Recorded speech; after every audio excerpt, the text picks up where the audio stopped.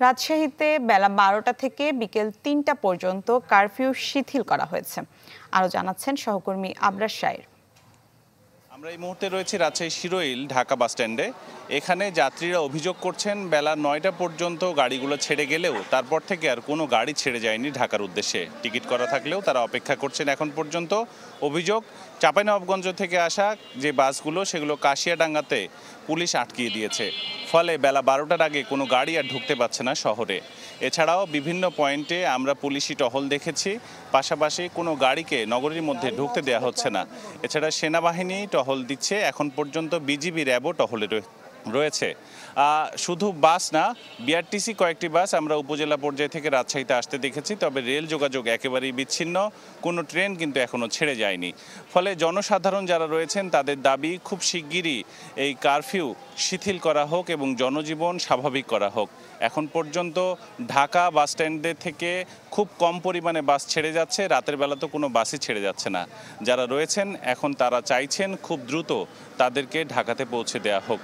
এ ছিল আমার কাছে রাজশাহী থেকে আজকের সার্বিক পরিস্থিতি। এবার চট্টগ্রাম থেকে সার্বিক পরিস্থিতি জানাচ্ছেন এমদাদুল হক। আজ সকাল ৬টা থেকে সন্ধ্যা ৬টা পর্যন্ত এই ১২ ঘন্টা কারফিউ শিথিল করা হয়েছে। আজকে শুক্রবার, সাপ্তাহিক ছুটির দিন।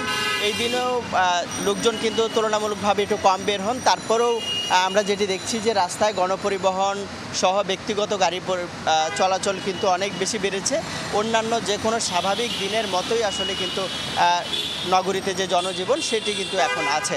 একটু এর বাইরে আমি একটু বাজারের তথ্য যদি জানাতে চাই, যে চট্টগ্রামের যে বিভিন্ন কাঁচা তরকারির যে বাজার আছে সেখানেও কিন্তু সবজি সহ অন্যান্য যে নিত্যপণ্য সেগুলো সরবরাহ কিন্তু অনেকটাই স্বাভাবিক হয়ে এসছে, যার কারণে দামও অনেকটা স্থিতিশীলতার মধ্যে কিন্তু চলে এসছে।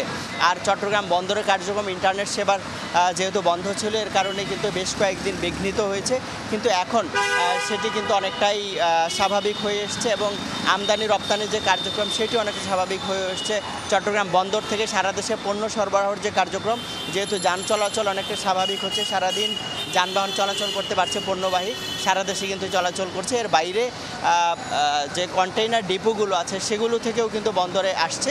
তো সব মিলে আসলে যে কার্যক্রম সেটি স্বাভাবিক। এবং এর বাইরে একটু জানাতে চাই যে চট্টগ্রামের চাকতাই খাতুনগঞ্জ পাইকারি পণ্যের যে সবচেয়ে বড় আড়ত, সেটিতেও কিন্তু সেটিতেও বেচা বিক্রি বা ব্যবসা বাণিজ্য অনেকটা স্বাভাবিক হয়ে এসছে।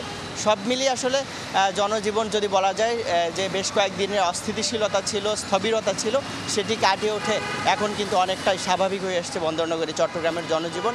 এবং আজকে শুক্রবারেও সেটিরই কিন্তু আসলে আমরা প্রভাব দেখছি। তো এই ছিল চট্টগ্রাম থেকে সবশেষ খবর।